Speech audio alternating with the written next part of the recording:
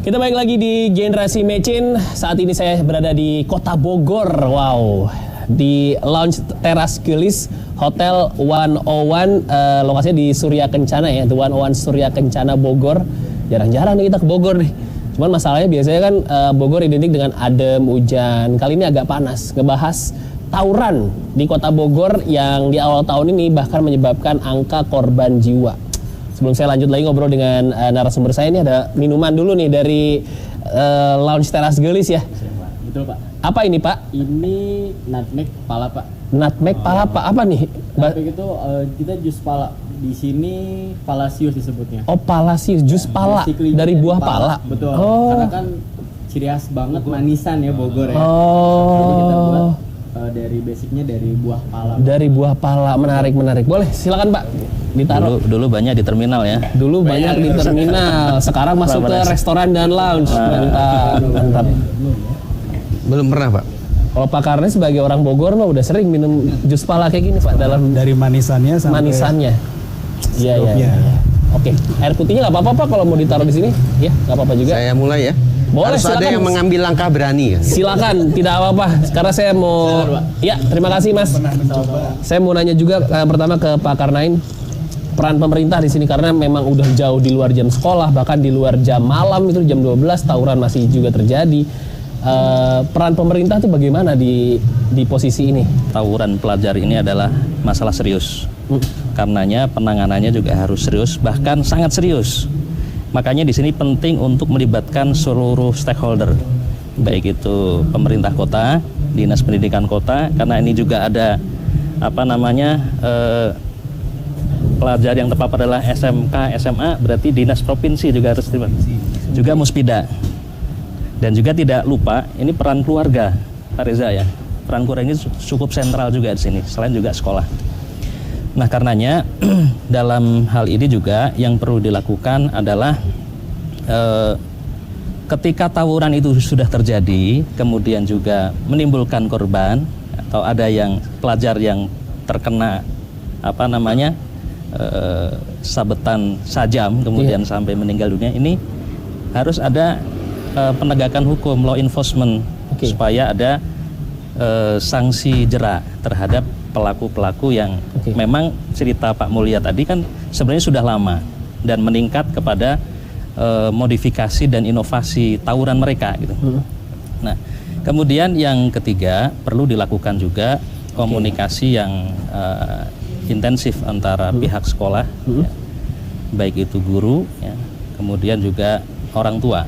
Jadi ada komunikasi yang terbangun untuk memantau perkembangan pendidikan dari peserta didik di sekolah. Jadi tanggung jawab peserta didik ini sebenarnya bukan hanya pihak sekolah, tetapi juga orang tua di rumah saling berkomunikasi untuk memantau perkembangan pendidikan anak. Dan yang keempat tadi menarik disampaikan oleh Pak Mulya juga. Terima kasih Pak. Ada peran Satgas Pelajar yang perlu kita kuatkan Pak.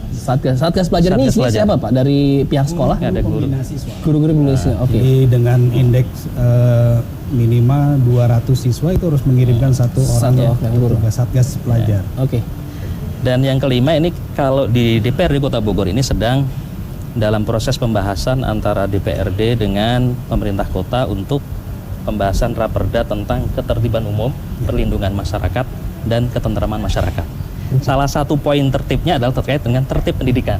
Jadi pengaturan tentang perilaku pelajar di luar sekolah nanti menjadi norma yang nanti akan masuk dalam poin penting pengaturan dari raperda ini.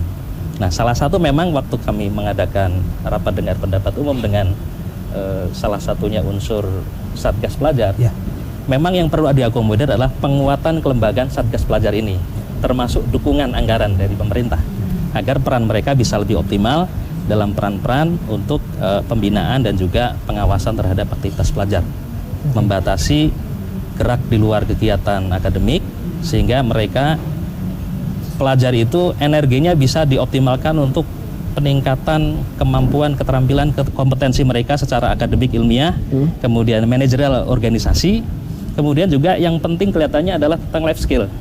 Karena ketika keluar sekolah, salah satu bekal penting dari pelajar kita adalah bisa berkompetisi secara maksimal dengan persaingan di kehidupan pasca sekolah mereka. Oke. Iya, Mas Patra. Kalau untuk sanksi sendiri dan deteksi antisipasi sudah ada kerjasama dengan pihak kepolisian juga berarti? Iya.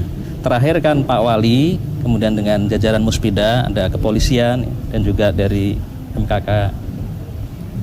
MKKS ya, juga turun melakukan kunjungan lapangan dan mengidentifikasi tempat-tempat perkumpulan mereka. Oke. Dan memang salah itu biasanya di mana Pak? Di perumahan kah? Di lapangan Mereka- kosong atau apa sih biasanya? Mereka punya basis ya. Mungkin Pak Mulya punya data yang lebih lengkap itu. Posisi-posisi yang tempat kongko mereka. Dan memang yang tidak dipungkiri ternyata ada pengaruh konsumsi minuman keras ya, minuman beralkohol. Ada yang dioplos, ada yang mereka modifikasi untuk konsumsi mereka yang Dan kemudian itu sudah dikonsumsi sampai tingkat anak SMP itu Pak tadi? Apa baru SMA aja? SMP yang tawuran aja? ya Dari SMA, data? SMP, Temuan? Belum ada temuan ya? Karena yang kemarin ke Raja itu anak-anak SMA. SMA. SMA ya? Oke. Dan itu di perumahan atau di tempat memang tempat hiburan atau? Jadi rata-rata di warung-warung ada yang di perumahan di sekitar sekolah. Oke. Dan lucunya memang saat kalau ada razia Kosong. itu bersih, kosong. udah terkondisi, Udah terkondisikan jadi seolah-olah udah bocor. Kalau sindaknya bocor. kita hanya bisa ya setiap kepala sekolah memberikan arahan pembinaan lah kepada para pemilik warung di sekitarnya.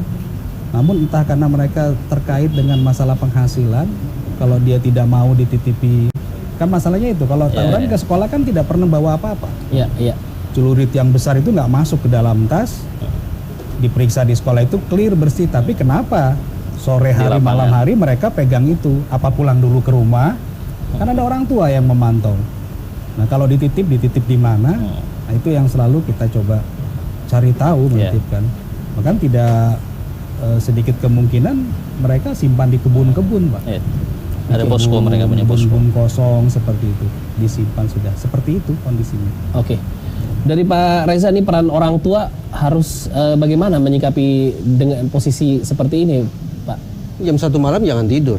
Jam 1 malam jangan tidur ya? Kalau tadi Pak kata Pak Mulya biasanya jam-jam rawannya, jam-jam tawuran itu adalah jam 1 malam, berarti lewat tengah malam. Maka biasakan sholat tahajud mulai tengah malam sampai subuh kalau perlu. Oke, tidak. pendekatannya Supaya agama terjaga. atau udah paling pasti ya? Ya, secara religius itu sudah pasti. Tapi sebetulnya ada nilai sosialnya, memastikan bahwa anak tahu persis mereka berada di bawah monitoring, di bawah pemantauan orang tua. Jangan izinkan anak keluar rumah. Bahkan kalau perlu, ambil langkah yang lebih tegas lagi. Otoritas penegakan hukum di Bogor mengeluarkan status jam malam. Oke. 12 malam masih keluyuran, ringkus. Apa bentuk sanksinya? Nanti bisa dipertimbangkan. Tapi yang saya katakan, di rumah dijaga, di luar rumah dijaga. Oke. Kenapa dua area ini harus dikawal? Dulu Presiden Jokowi itu pernah mengeluarkan yang namanya Impres Gerakan Nasional Revolusi Mental. Wah, sebutannya luar biasa. Salah satu poinnya berbunyi penciptaan lingkungan dan lingkungan nir kekerasan dan ramah anak itu fokusnya ada dua, yaitu rumah dan sekolah. Masuk akal, tapi tampaknya Presiden lupa. Hari ini secara fisik boleh jadi anak-anak memang berada di rumah. Jam belajar mereka berada di sekolah. Tapi secara batiniah saya cukup yakin bahwa secara batiniah anak-anak kita lebih sering berada di media sosial. Ya. Lebih sering berada di alam maya. Alam maya tidak disebut dalam impres tersebut. Padahal tadi, barangkali komunikasi, konsolidasi sebelum tawuran, itu tidak lagi dilakukan secara fisik tatap muka. Tapi barangkali sudah dengan memanfaatkan gawai, dengan Twitter, dan seterusnya, dan seterusnya. Alhasil tidak cukup, tadi saya bicara rumah, orang tua monitor anak tengah malam, kemudian juga di sekolah, tadi sudah diceritakan panjang lebar, tapi bagaimana kemudian jalur komunikasi anak-anak ini bisa terpantau, Oke. disusupi, bahkan dijadikan sebagai forum edukasi sekaligus menyebarkan seluas mungkin kabar-kabar tentang kemungkinan sanksi yang akan mereka terima kalau mereka berbuat onar lagi. Alhasil tidak cukup hanya satu sisi saja yang harus kita intervensi, tapi sekian banyak sisi harus kita jamah. Oke, kayak gitu ya. Abis ini kita lanjut lagi soal pendekatan sekolah dengan pihak orang tua. Sering terjadi juga Pak komunikasi dan kalau memang sering terjadi, latar belakang keluarga mungkin mempengaruhi adanya tawuran di Bogor yang terjadi belakangan ini. Nanti saya tanya lagi Pak abis ini. Jangan kemana-mana, kita break dulu sebentar sambil dicobain juga nih cemilan-cemilan. Sepertinya ini ada, ini talas ya, kayak talas Bogor ya kayaknya. Serba talas ini. Ya, kayak bolu talas kayaknya ya. Nanti kita coba dulu nih dari Lounge Teras Gelis. Jangan kemana-mana, tetap di Generasi Mecin.